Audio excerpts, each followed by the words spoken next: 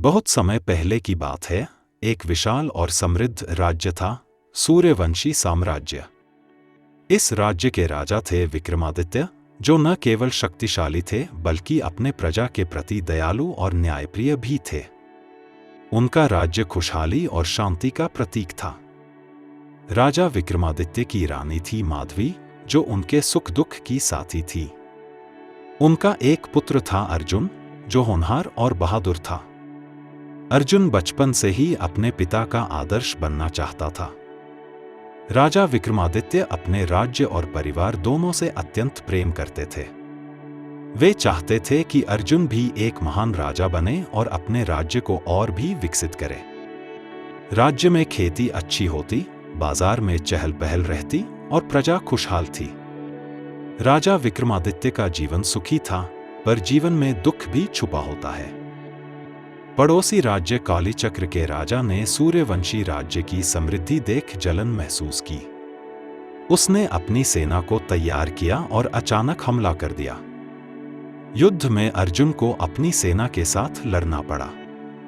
वह बहादुरी से लड़ा, लेकिन दुश्मन की संख्या अधिक थी।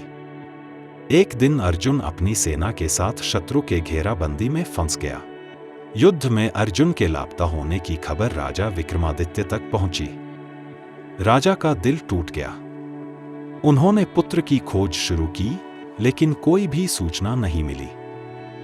राज्य में मातम छा गया। रानी माधवी बेहद दुखी हो गईं। अर्जुन के लापता होने की खबर ने पूरे राज्य को गहरा सदमा पहुंचाया।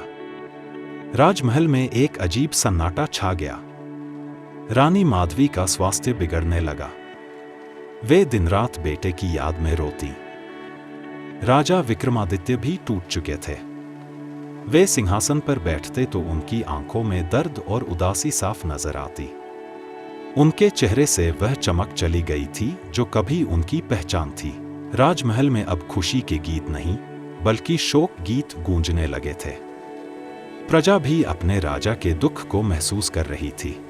राजा के कमजोर पड़ने का फायदा उठाने लगे उनके कुछ दरबारी और मंत्री। वे धीरे धीरे सत्ता पर कब्जा करने की साजिश करने लगे। राज्य के अंदर राजनीतिक उठापटक शुरू हो गई।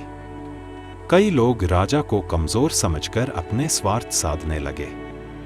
राजा विक्रमादित्य अकेलेपन और दुख के बीच खुद को संभालने की कोशिश करते रहे, पर हर दिन उनका बोझ बढ़ता गया। राजा विक्रमादित्य अब पूरी तरह अकेले पड़ गए थे। उनका दिल बेटे की याद और दरबार की राजनीति के बीच फंसा था। वे सोचते, क्या अर्जुन अभी भी जीवित है? क्या वह कभी लौटेगा? रानी माधवी भी धीरे धीरे खोती जा रही थी। उनका स्वास्थ्य गिर रहा था, लेकिन उन्होंने हार नहीं मानी। वे राजा के दुख को समझती थीं और उनका साहस बढ़ाने की कोशिश करती थी। दरबार में सच्चे और विश्वासपात्र लोगों की संख्या कम होती जा रही थी।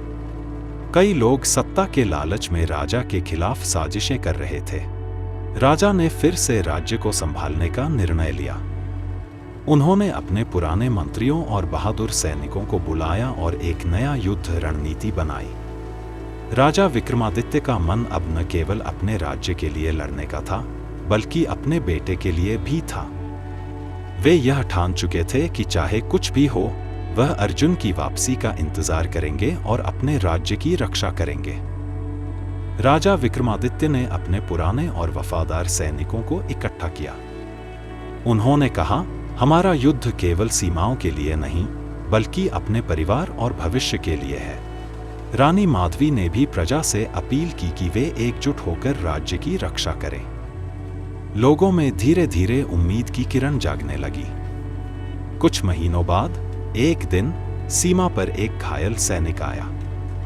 उसने बताया कि उसने अर्जुन को युद्ध भूमि पर देखा था। वह अभी भी जीवित है, पर शत्रुओं की गिरफ्त में है। राजा और रानी की आंखों में आंसू आ गए। यह खबर उनके लिए किसी चमत्कार से कम नहीं थी। राजा विक्रमादित्य ने तुरंत एक दल भेजा जो अर्जुन को खोज सके और उसे वापस ला सके। यह दल बहादुरी से भरा था और वे जानते थे कि यह एक कठिन मिशन होगा।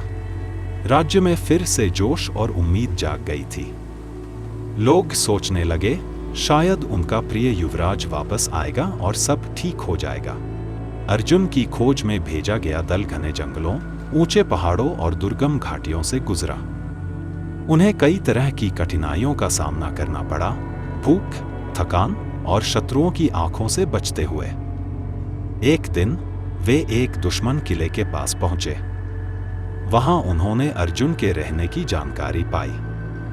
अर्जुन घायल था लेकिन जीवित था। दल ने चुपचाप किले के अंदर जाने की योजना बनाई।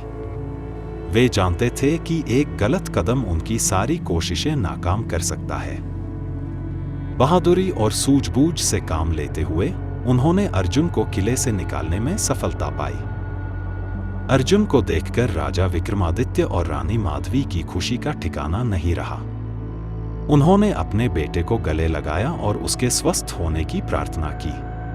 राज्य में खुशी की लहर दौड़ गई। सभी ने मिलकर विजय का जश्न मनाया और भविष्य की नई उम्मीदों को संजोया।